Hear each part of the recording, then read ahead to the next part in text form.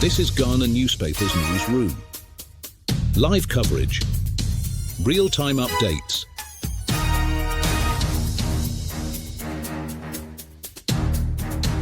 Preserving Ghana's story. Empowering its digital future. Hello, and welcome to GhanaNewspapers Newsroom. I am Nana Kwaku Owahin Achimpong, and this is a very special moment for us, our very first episode. We are delighted to bring you credible, balanced, and timely news that informs, educates, and keeps you connected to the stories that matter most in Ghana and beyond. As we begin this journey together, kindly subscribe to our YouTube channel, click the bell icon to receive notifications for all our latest updates, and follow and like GhanaNewspapers on all our social media platforms.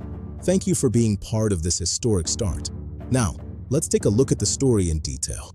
The first English newspaper on the continent of Africa was published in Cape Town in 1800. The first African-produced paper in West Africa was Charles Bannerman's Accra Herald. The West Africa magazine was published in London in 1917. Africans in East Africa were not as well served by the press as in West Africa. In South Africa, the first African-edited paper was Isijidimi Samakosa. That concludes our report on the early newspapers in Africa and the powerful role they played in shaping political thought, resistance, and African identity. We take you back more than 2 centuries, to the very beginning of journalism in what is now Ghana.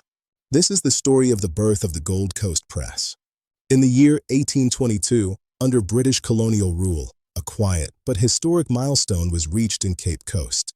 The British colonial administration introduced what would become the first newspaper in the Gold Coast, the Royal Gold Coast Gazette and Commercial Intelligencer. This moment marked the formal beginning of structured journalism in the region. Unlike the newspapers we know today, this publication was handwritten, modest in circulation, and semi-official in nature. Its primary audience consisted of colonial officers, European merchants, and Christian missionaries operating within the colony. The paper carried shipping schedules, trade announcements, administrative proclamations, and official notices, serving as a central channel of information in a growing colonial economy. Though limited in reach, its significance was profound. For the first time, information in the Gold Coast was systematically gathered, organized, and distributed, laying the foundation for West African print culture. Published in Cape Coast, Ghana, the Royal Gold Coast Gazette circulated between April 21, 1822 and 1825. It was edited and published by Sir Charles McCarthy, then governor of the British Gold Coast settlements. Historians describe it as a semi-official organ of colonial government, created to serve administrative needs while also shaping public opinion. According to scholar Jennifer Hastie, the paper also pursued a secondary objective: to influence a growing class of mission-educated Africans. By promoting literacy and rural development, the colonial administration sought to secure loyalty and conformity, while quietly suppressing emerging political ambitions among local elites. Yet, history would take an unexpected turn. By the mid-19th century, African elites began to appropriate the power of print for themselves. One of the earliest examples was the Accra Herald, founded by Charles Bannerman, the son of a British lieutenant governor and an Asani royal princess. Like its predecessor, the Accra Herald was handwritten, but unlike the Colonial Gazette, 2/3 of its approximately 300 subscribers were African. The paper endured for 16 years, and its success ignited a wave of African-owned newspapers toward the end of the 19th century, reshaping Ghana's media landscape forever. Meanwhile, Governor Sir Charles McCarthy's own story ended tragically. He was killed during the First Ashanti War, an event that further strained relations between British forces and coastal communities. Historical accounts claim his skull was taken as a war trophy, a symbol of the deep conflicts that defined that era. At least 2 more Ashanti wars would follow in the 19th century, from a handwritten colonial gazette in 1822 to a vibrant, independent press today. The journey of journalism in Ghana is one of power, resistance, and transformation. And it all began here, with ink, paper, and the birth of the Gold Coast Press.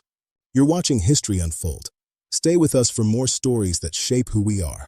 Tonight, we examine one of the most enduring challenges in Ghana's national story: corruption. It is a problem often discussed in the present, but its roots run far deeper, stretching back to the colonial Gold Coast era, and continuing to shape governance, public trust, and development in modern Ghana.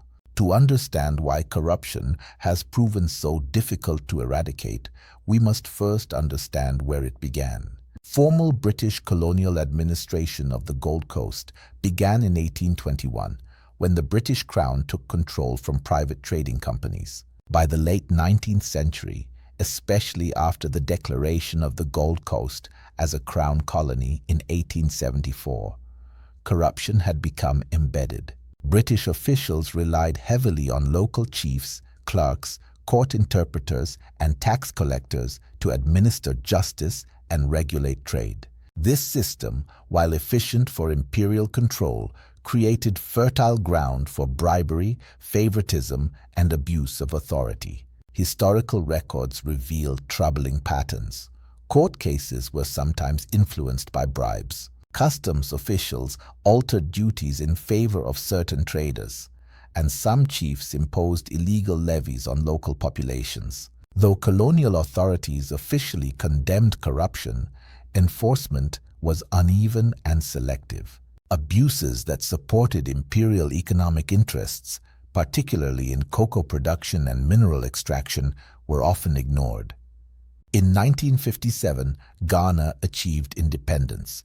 There was widespread hope that African self-rule would dismantle these corrupt colonial systems.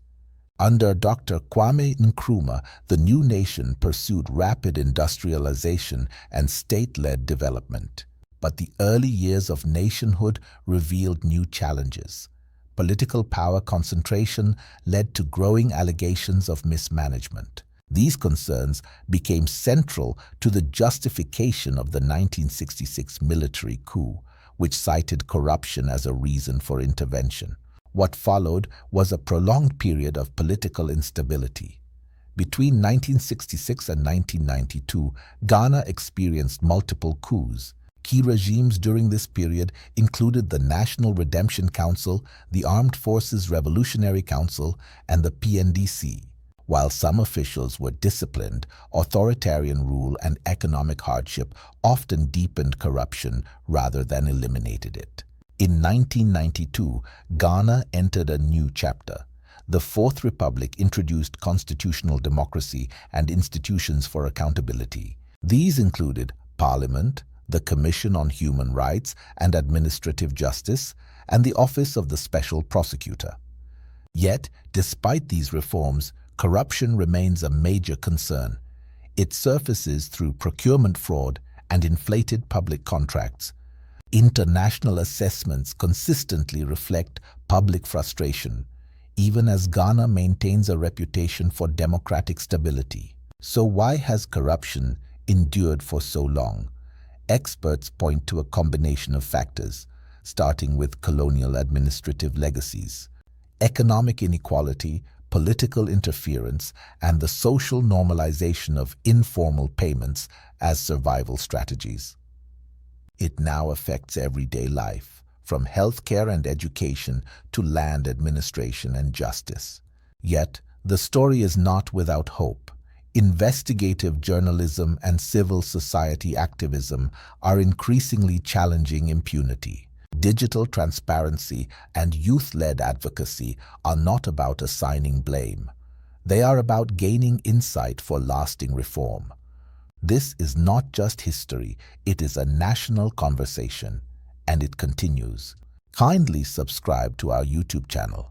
Click the bell icon to receive notifications for all our latest updates. And follow and like GhNewspapers on all our social media platforms.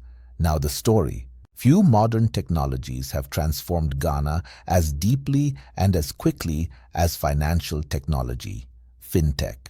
What began as simple mobile phone services has grown into a powerful digital financial ecosystem, reshaping banking, trade, and daily survival for millions of Ghanaians. For decades after independence, Ghana's financial system revolved around traditional banks concentrated mainly in urban centers. Rural communities relied heavily on cash, informal savings, and rotating credit systems, commonly known as susu. By the late 1990s, less than 30% of adults had access to formal banking, limiting economic inclusion and business growth. The introduction of mobile telephony in 1996 quietly laid the foundation for digital finance. As phone ownership expanded in the early 2000s, telecom companies began exploring services beyond voice calls. The real breakthrough came after 2008, with improved internet connectivity following the landing of submarine cables. In 2009, mobile money services were introduced in Ghana, allowing users to send and receive money, pay bills, and store value digitally. Strong regulatory support from the Bank of Ghana, together with interoperability, accelerated nationwide adoption. By the mid-2010s, mobile money had reached traders, drivers, farmers, and market women, groups long excluded from traditional banking. From 2016 onward, fintech startups and banks embraced digital innovation, offering mobile banking apps, digital loans, QR payments, and online remittances. A key milestone came in 2018 with the launch of mobile money interoperability. Mobile money accounts soon surpassed traditional bank accounts. Today, Ghana is recognized as a fintech leader in West Africa. Digital payments now drive commerce, improve tax collection, and strengthen financial transparency. Fintech has expanded financial inclusion nationwide, empowered small businesses and informal traders, reduced cash handling risks, and positioned Ghana as a regional digital finance hub. What banks struggled to achieve in decades, fintech delivered in years. As Ghana moves toward digital currencies, AI-driven finance, and cross-border payments, fintech remains a central pillar of economic modernization. This story proves that technology, when accessible and regulated wisely, can change lives at scale. In 1996, mobile telephony was introduced. In 2009, mobile money was launched. In 2018, mobile money interoperability began. And in the 2020s, fintech became central to Ghana's economy. Sources include the Bank of Ghana, the World Bank, the National Communications Authority, GSMA reports, and IMF country assessments on Ghana. That concludes our report on the fintech revolution, how digital finance changed Ghana more than any bank ever did. In 1858, Charles Bannerman founded the Accra Herald, recognized as the first African-produced newspaper in West Africa. The son of a British lieutenant governor and an Asante princess, Bannerman embodied both colonial and indigenous worlds. Unlike the colonial-run press, this handwritten paper reached primarily African readers, circulating among some 300 subscribers. It focused on local issues and civic import, marking a turning point where journalism became a platform for local voices. The paper ran for 16 years and encouraged the growth of indigenous journalism across the entire region. The Accra Herald deliberately shifted attention toward African-centered issues, including local governance and social conditions. Today, the Accra Herald is regarded as a foundational pillar, redefining journalism as a vehicle for African agency. That concludes our report on the mid-19th century press expansion. Thank you for watching Ghana Newspapers Newsroom. Once again, I am Nana Kweku Owahene Acheampong. Stay informed and have a good day. This is Ghana Newspapers Newsroom. Live coverage. Real-time updates.